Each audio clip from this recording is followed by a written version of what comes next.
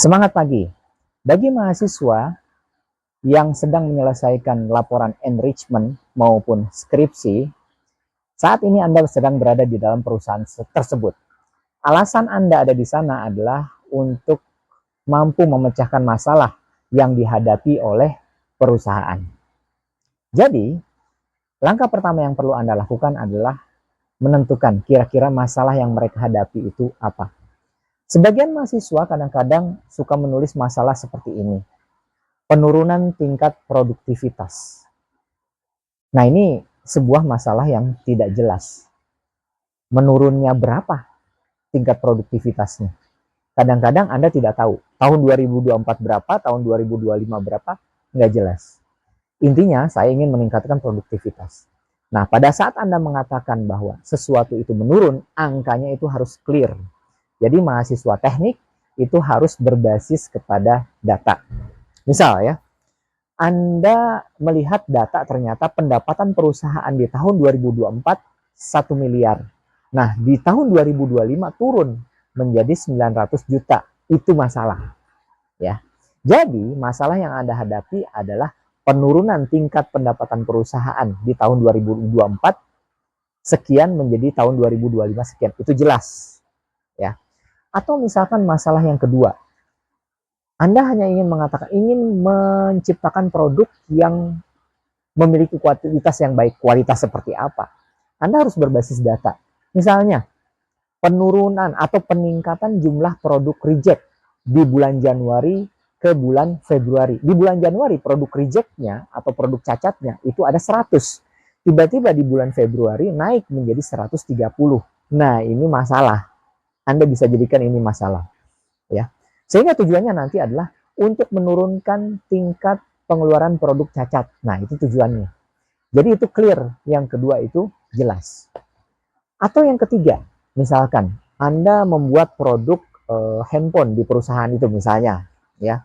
Untuk membuat satu handphone, prosesnya membutuhkan waktu 30 menit di bulan Januari. Ternyata di bulan Februari menjadi 40 menit. Ini masalah, ya. Yang mestinya lebih cepat kok menjadi lebih lama. Jadi waktu bakunya bertambah.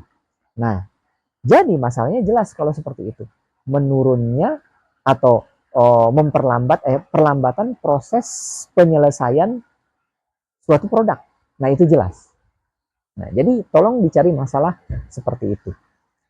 Atau kadang-kadang Anda suka menulis seperti ini. Pak, layout gudangnya kurang efektif. Nah, layout gudangnya kurang efektif. Pada saat Anda mengatakan kurang efektif, Anda harus tahu mana yang efektif, mana yang tidak efektif. Masalah bisa ditetapkan jika yang Anda lihat tidak sesuai dengan literatur di jurnal atau di buku yang Anda pelajari, ya. Misalkan proses penempatan gudang, ya, penempatan material di gudang, Anda bilang, wah ini tidak efektif. Berdasarkan standar apa? Ya. Anda harus kemukakan dengan jelas. Jangan cuma mengatakan tidak efektif. Tidak efektifnya berapa? Gitu kan. Anda tidak mampu mengatakan seperti itu. Anda bisa melakukan perbaikan tetapi membandingkan kondisi yang ada di lapangan dengan kondisi ideal yang ada di dalam literatur ataupun yang ada di dalam jurnal maupun buku yang Anda pelajari selama kurang lebih 3 tahun selama berada di perguruan tinggi. Nah, jadi itu yang disebut dengan masalah. Jadi langkah awal pada saat Anda ingin melakukan enrichment report atau ingin melakukan skripsi, tentukan 3 masalah yang dihadapi oleh perusahaan. Dan ingat, masalahnya itu harus clear dan jelas, gitu. Pada saat Anda sudah menentukan 3 masalah, Anda tentukan 3 tujuan, gitu. Sehingga nanti ujung-ujungnya menjadi 3 kesimpulan, gitu kan, seperti itu, ya. Nah, semuanya harus konsisten, ya. Jadi kalau misalkan tadi contoh, masalahnya apa? Penurunan tingkat pendapatan perusahaan, masalah. Peningkatan jumlah produk cacat, masalah. Bertambahnya waktu penyelesaian produk, itu masalah. Nah, sehingga itu masalahnya ya. Tujuannya apa? Bagaimana caranya meningkatkan pendapatan perusahaan. Tujuan yang kedua, bagaimana caranya menurunkan jumlah produk reject. Tujuan yang ketiga, bagaimana caranya apa tadi? Produk reject, bagaimana caranya mempercepat proses penyelesaian suatu produk, 3 tuh. Nah, nanti di akhirnya ada 3 kesimpulan. Jadi itu cara menetapkan masalah. Penetapan masalah itu harus berbasis kepada data, ya, karena Anda adalah mahasiswa teknik. Sehingga 3 masalah, 3 tujuan, dan 3 kesimpulan nanti. Itulah yang Anda harus siapkan. Kesimpulannya gimana, Pak? Ya, kesimpulannya kan Anda sudah diajari ratusan program atau ratusan metodologi atau ratusan tools selama berada di BINUS, ya kan?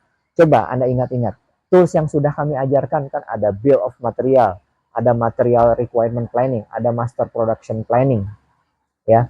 Kemudian ada yang namanya northwest corner method, ada yang namanya apa di productivity itu, ada yang namanya least cost method, ada yang namanya stepping stone method, Ishikawa test, Rachi matrix, di MAIC, ya. Kemudian ada yang namanya Six Sigma, itu kan ratusan metode yang kita ajarkan dulu. Nah, dari sekian metode ini, metode mana yang Anda pilih untuk memecahkan 3 masalah tadi sehingga tujuan Anda tercapai dan kesimpulan Anda bisa Anda raih gitu. Jadi, ratusan metode yang Anda pelajari selama di BINUS University, Anda bisa pakai kira-kira untuk memecahkan masalah tadi. Satu masalah bisa diselesaikan lewat 3 metode atau 4 metode atau kombinasi dari metode tersebut. Ya, tetap semangat belajar dan semangat untuk lebih cepat menyelesaikan enrichment report dan skripsi. Selamat pagi, semangat.